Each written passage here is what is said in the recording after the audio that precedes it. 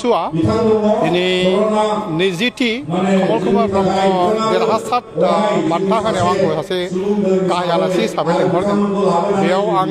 जोंनि गथ'साफोरखौ लोगो हमनानै बा बिथांमोनजों गावनि गोसोनि खोथाखौ माखासे बुंनो मोननानै आं जोबोद गोजोननाय मोनदों आं जोंनि बे फैबाय थानाय जिखिनि टप 10 गथ'साफोर बेल' नङा जायफोर बेयाव गथ'साफोर बा फरायसुलाफोर बिथांमोन बाहागो लादों आं गोजोननाय मोनगोन जेब्ला बिसोरो सासे जोंनि विकसित भारत 2047 मायथाइखौ जाफुंनायाव सासे कन्ट्रिबिउटर जानानै जोंनि समाज दावगानायाव जोंनि हादरखौ दावगानायाव बा विकसित भारतखौ जाफुंसार होनायाव जुदि बिथांमोना बाहागो लानानै जोंखौ देरगाखां खालामनो हायोब्ला जोबोद गोजोननाय मोनो आंनि खावलायनाया बेनो जों जुदि गोजौ सोलोंथाइ लानोब्ला जों जेब्लाबो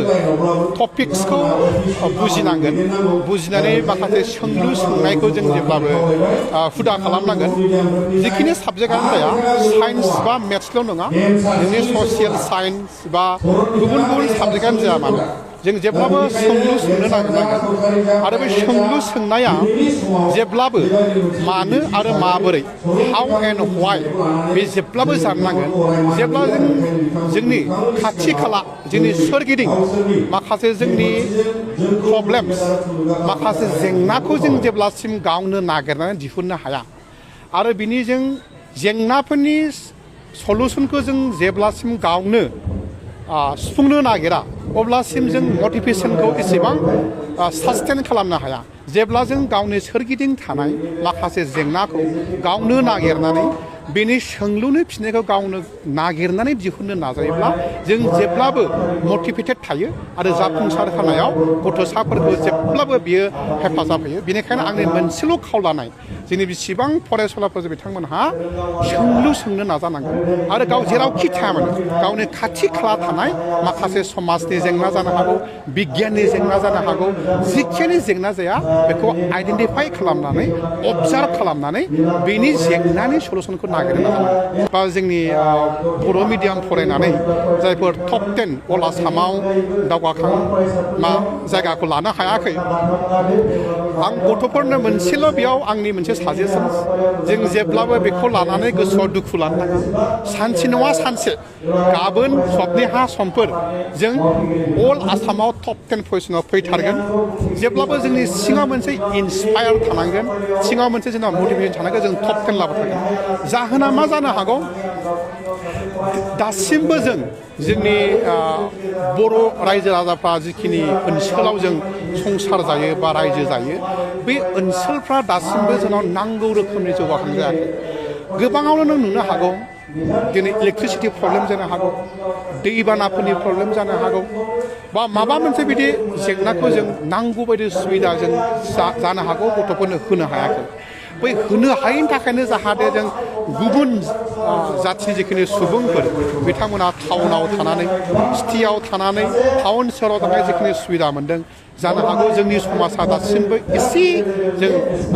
बेयाव फावसायनानै दं आं आसा खालामो फैबाय थानाय समफोराव जोंनि बड'लेण्डनि जिखिनि खुंथाय बा आसामनि जिखिनि खुंथाय बिथांमोना बैसोरखौ नोजोर बोनानै जाहाथे जोंनि जिहेतु गामि ओनसोलावबो जोंहा माखासे नेचारेल टेलेन्टेड गथ'फोर दं बैसोरनि थाखाय माखासे जिखिनि उसुबिदाफोर दं बिसोरखौ जाफुंसार होगोन उसुबिदाफोरखौ जायनि जाहोनाव जोंनि गथ'फ्राबो नांगौ रोखोमनि सुबिदा मोनब्ला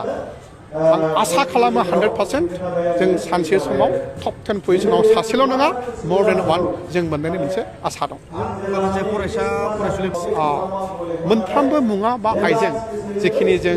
बिगियाना जों डेभेलप खालामदों जानो हागौ सिखा जानो हागौ बा रुवा जानो हागौ सिखाखौ जोङो मानि थाखाय बहनदों मैगं हानो हाग्रा एवनो औवा दाननो नङा होमबा जों बेखौ जुदि औवा दाननायाव बाहायालानो दस्रा खामानियाव बाहायोब्ला मानसि दाननाय माबा बाहायोब्ला बे सिखाया मोनसे गाज्रि इउज जागोन थिग बायदिनो मबाइल फनाबो मोनसे जोबोद मोजां आगजु मोनसे नाथाय जों बेखौ मोजाङाव बाहायालासिनो मबाइलाव जों गेम गेलेनानै मबाइलाव जों ससियेल मिडियायाव नांथारै जोङो टाइम पास खालामबाय थायोब्ला जों जाफुंसार जानो हाया बिनिखायनो आं मबाइल फन बाहायनायखौ हेंथा गैया नाथाय मबाइल फनाव जिहेतु इन्टारनेटनि मुगायाव डिजिटेल इन्डियानि मुगायाव जोंहा गासिबो जोंनि रिसर्सआ मबाइलफोरानो दं आंनि मोनसे साजेसन जोंनि फरायसुला बिथांमोनहा मबाइल फनाव गावनि सोलोंथाइनि सोमोन्दै गावनि साबजेक्टनि सोमोन्दै गावनि केरियारखौ ग्रथ खालामनायाव माबोरै हेफाजाब लानो हायो मबाइल फनखौ बेयाव बाहाय आं ससियेल मिडियाखौ कमप्लिट बेन खालामनो थिनाखै सम सम एसे एसे सुबुंफोरजों ससियेलजों कानेक्ट खालामनो थाखाय सम बाहायनानै जोंनि गावनि केरियार ग्रथ गावनि सोलोंथाइखौ बोरै जाफुंसार होनो गावनि जिउ राहाखौ बोरै जाफुंसार होनो बेखौ मबाइलनि गेजेरजों नागिरनो थाखाय बा मबाइलनि हेफाजाब लानानै गावनि समखौ बाहायनो थाखाय आं बयखौबो आर'ज